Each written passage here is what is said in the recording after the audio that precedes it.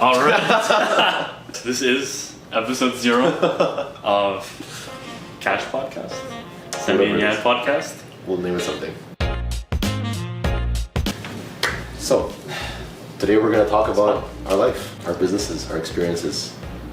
Do you want to give a little bit of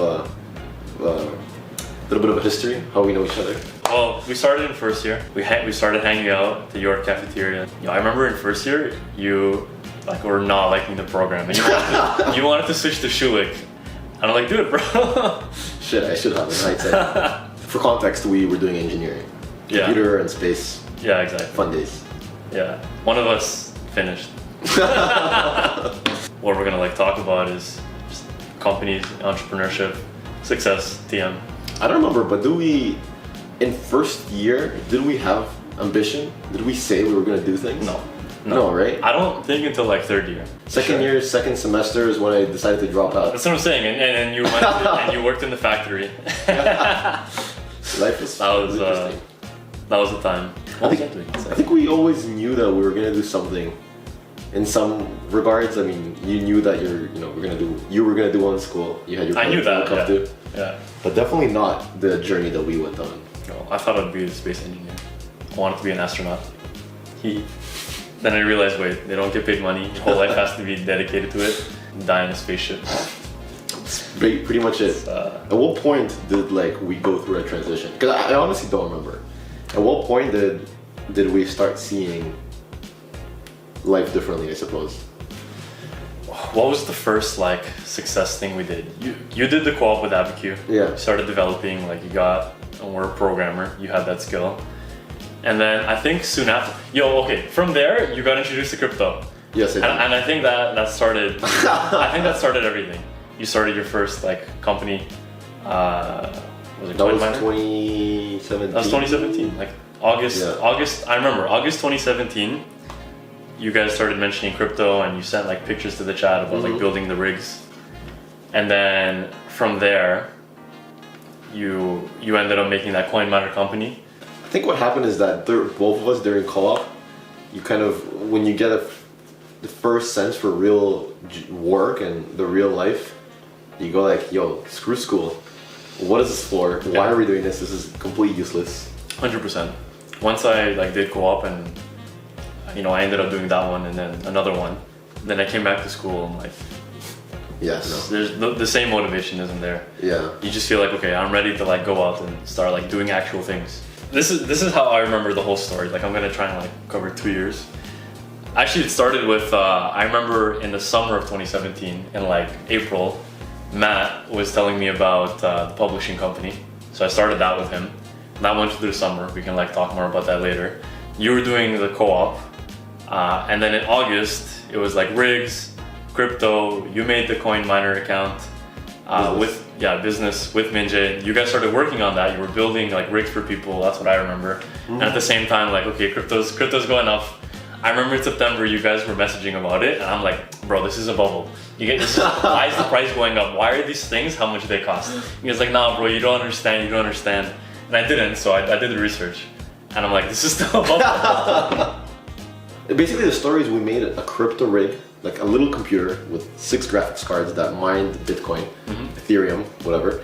Then we put it for ourselves to mine it for ourselves, and we saw that on Kijiji, people were selling these for double, triple the price of what it takes to build them. So we put it on Kijiji, and under a day, somebody messaged us, and I don't remember what it was, but I think it was $6,000. They wanted to buy it off of us, and it took us 3,000 or 3.5, something like that. So we were okay, we delivered it and got cash on hand, and we were holy crap, 1 second, we can use our brain, assemble something, sell it for double the price. Amazing. Yeah.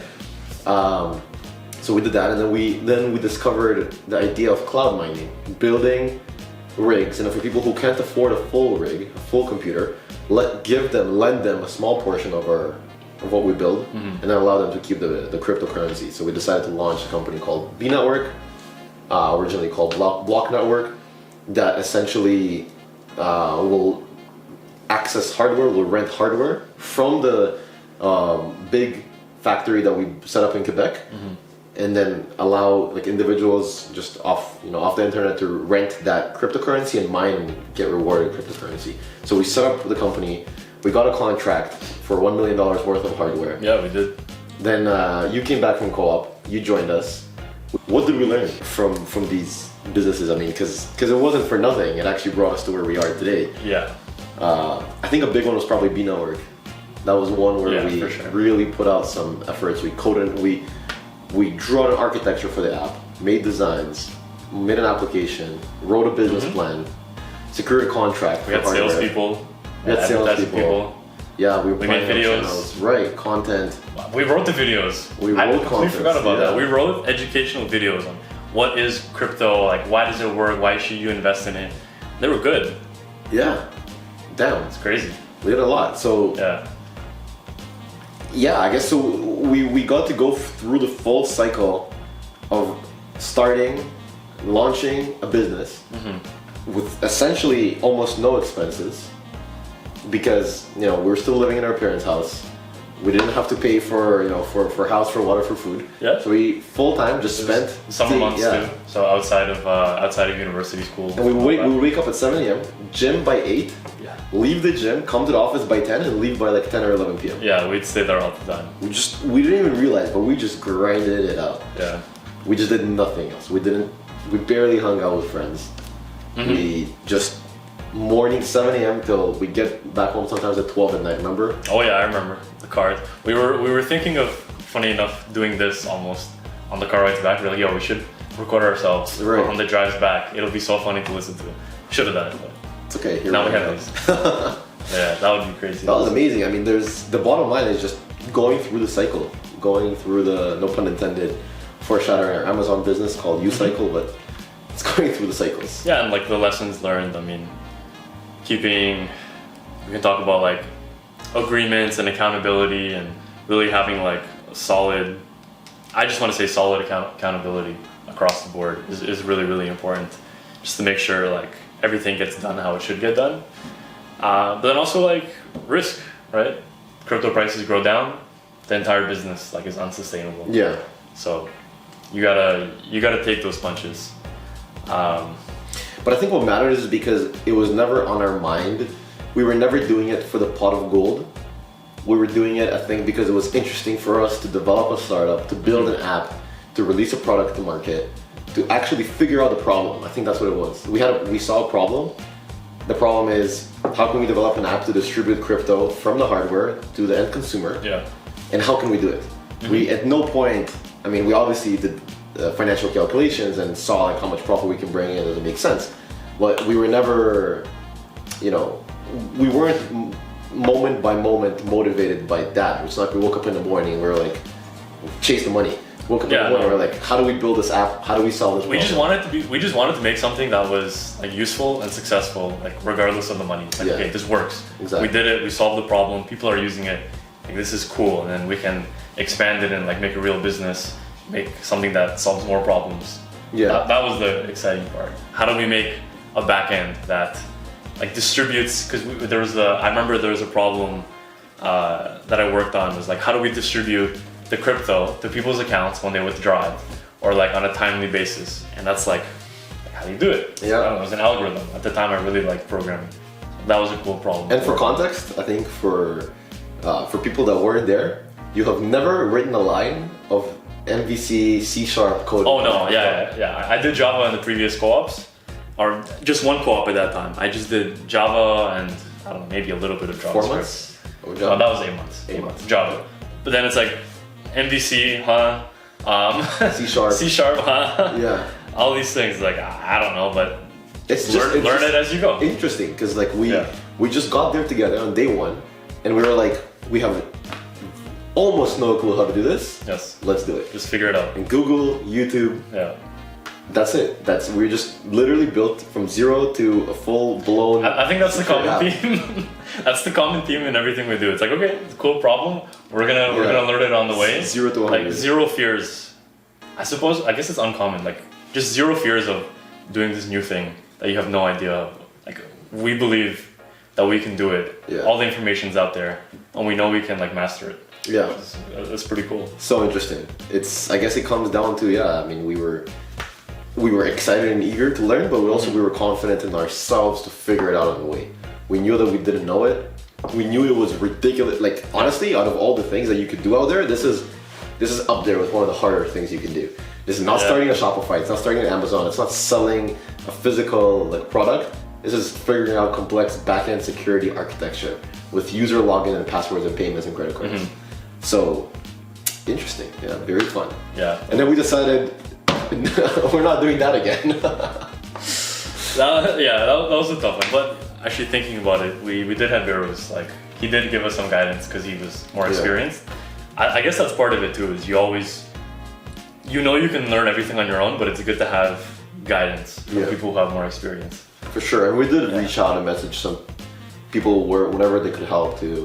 Remember we teamed up with, we forgot about teaming up with the VC, with Stuart. Right, we got a VC, that showed interest. He bought in, he got equity. 5%, And help us out with like financials and growth and all that sort of stuff.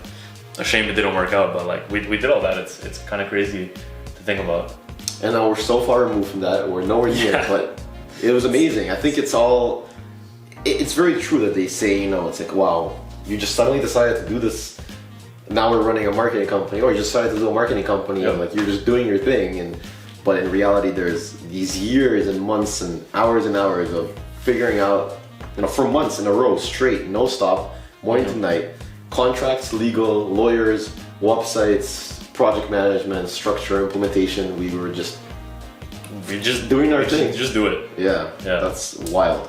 Yeah, and it helps in all the future ones, right? Like, you learn the mistakes, you learn what an entire, and we're gonna talk about it, but A to Z process is, and then now you know. Absolutely. I think it's about the confidence and the fact that there is a process, and if there are other people that succeeded, we can learn the ways, we can figure out our own ways, and make it work at the end of the day. It's kind of like a maze, I suppose. Every either business opportunity or problem or venture that you go into, it's like a maze. There is.